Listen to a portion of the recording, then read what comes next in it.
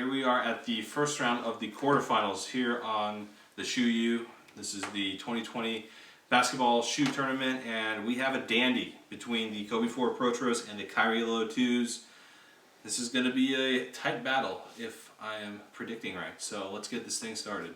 So as always, we start off with the traction, guys, and to refresh everyone's brain about what the patterns look like, here you are.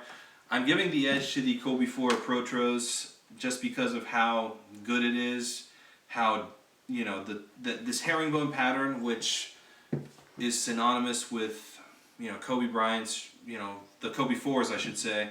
They continue in this shoe and they perform very well. It doesn't matter what kind of court you're playing on. They might get a little bit dirty, but that doesn't matter. I haven't had any experience in regression in terms of the performance.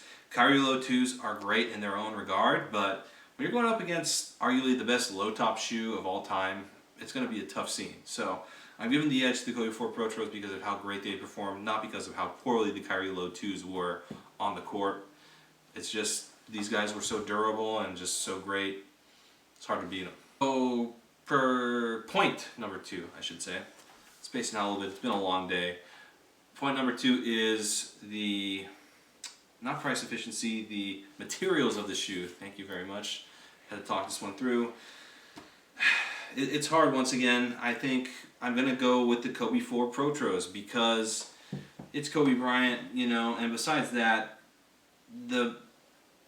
just the materials, like when you touch the shoe, you know, and just feel them, feel both of them, you know, I think it's clear that the Kobe IV Protros get the edge. Technology-wise, neither of these shoes have a whole lot going on. I think the Kobe IV Protros, people were disappointed that there wasn't a whole lot of change. We've talked about that numerous times. You just kind of have this zoom unit in the heel and then I think Lunarlon or Cushlon up front. And with the Kyrie Low 2s, you have the same type of setup, ironically, I think, with a couple small circular zoom pods in the forefoot and maybe one in the heel. But at the end of the day, that's not, you know, the deciding factor. The deciding factor for me is just how good the Kobe IV Protros were, and the materials and the setup is great. With these Kyrie Low 2s, you know, they are cool, and this is one of the premium colorways, but again, the Kobe IV Protros just have a little bit more going on with them and are just, again, synonymous with me for being such a great performer with regards to just the setup, the quick break-in time, and just the traction itself is really good. Kyrie Low 2s are also good in that regard, but it's just not quite up to what the Kobe IV Protros were, so I'm giving the edge to the Mamba mentality. So the final category is price efficiency. I'm going to actually give the price efficiency edge to the Kyrie Low 2s because when these Kobe IV Protros first came out, they were retailing for $175 to $180.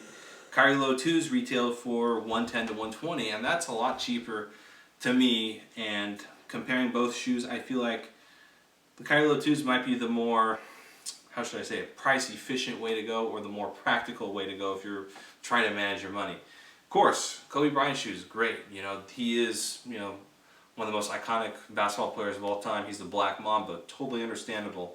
And for me, my lens is a little bit biased because these were one of my favorite shoes growing up, and have Nike bring them back, it's just kind of like, oh.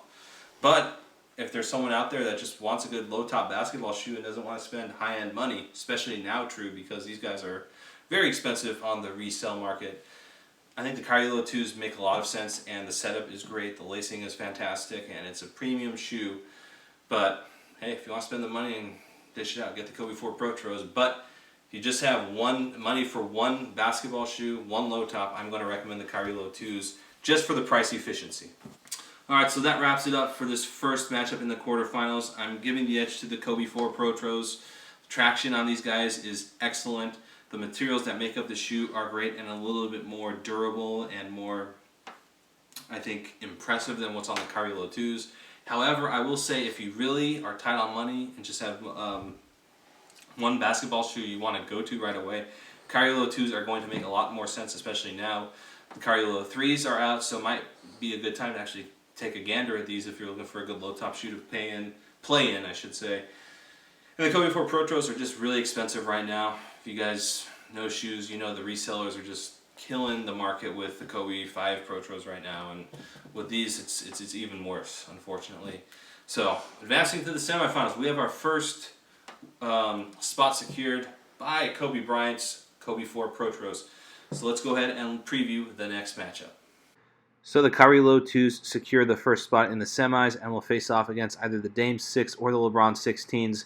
Very intriguing matchup. The Dame 6, more of a low top. The LeBron 16s, bit more of a high top. That will be our next semifinal matchup.